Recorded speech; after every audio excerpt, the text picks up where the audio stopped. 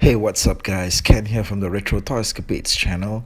If you're new here and enjoying the content, do take a moment to subscribe so that I can keep bringing you more pop culture commentary that you didn't ask for.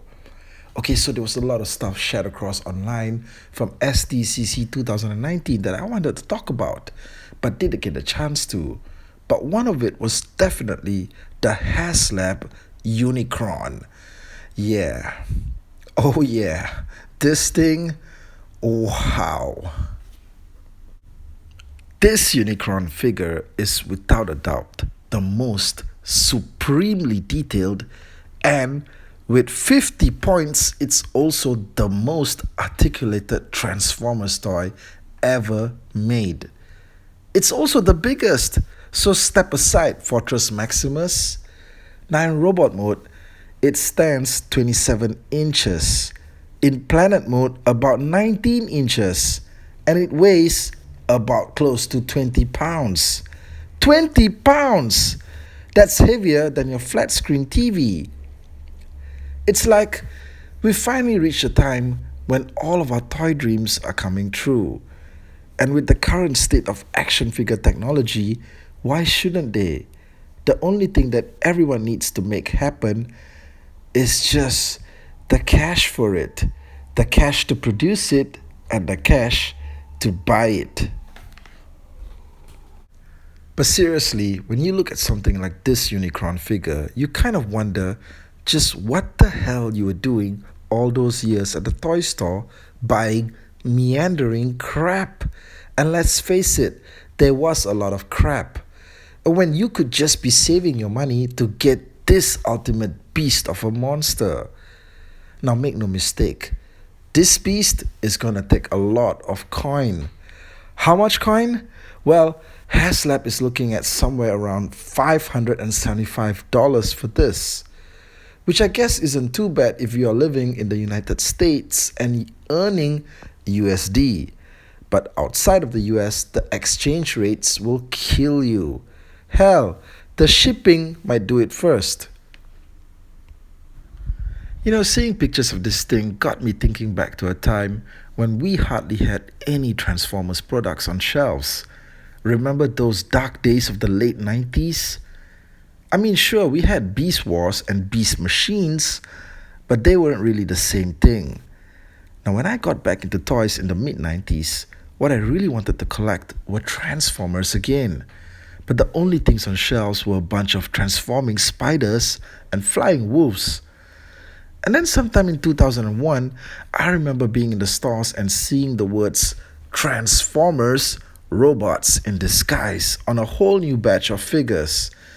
I was like, where the hell did these come from? It turns out Hasbro had imported a Transformers brand from Japan called Car Robots, and we were finally getting Transformers that could turn into Earth vehicles again.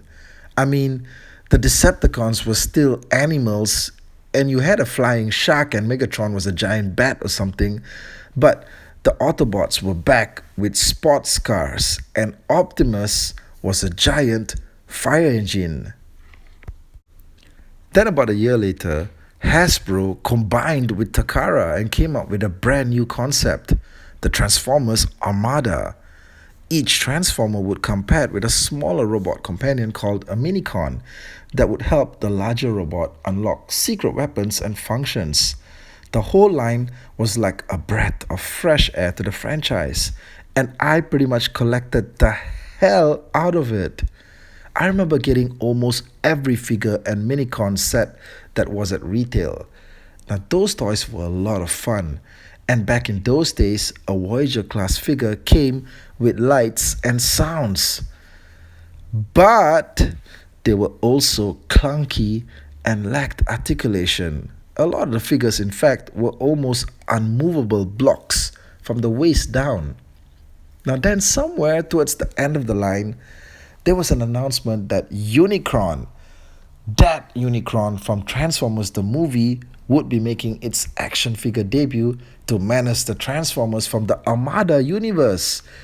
And man, did they ever deliver. Now, if you were collecting Transformers at this point and you saw the Armada Unicron when it first came out, I dare you to tell me that this wasn't on the list of top 5 best Transformers toys of all time up to that point. Now, for its size alone, which was about 18 inches or so, it was one of the most articulated giant Transformers ever made up to that point.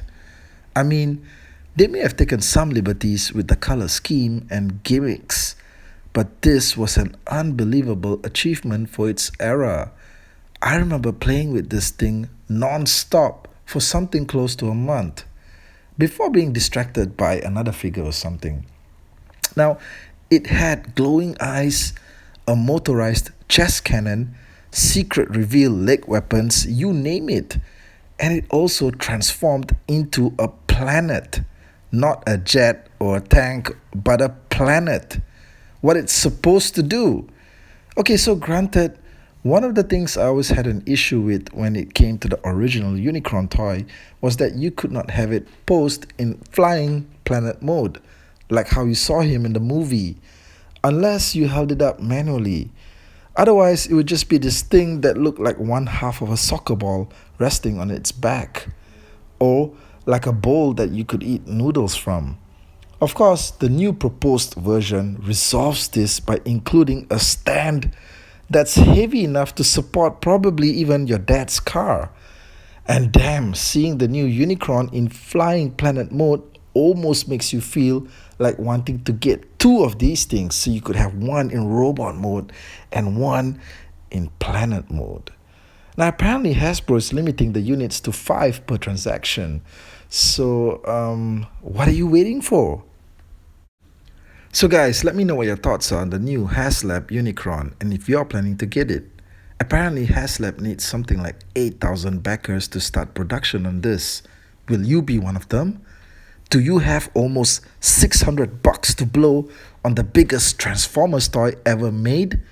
Also, let me know in the comments if you ever owned the original Armada Unicron and what you thought of it. And if you enjoyed this video, kindly do like, share, and of course, subscribe. I need all the help you can spare to get this page to its first milestone of 1,000 subscribers. Thank you, and I'll catch you guys again soon.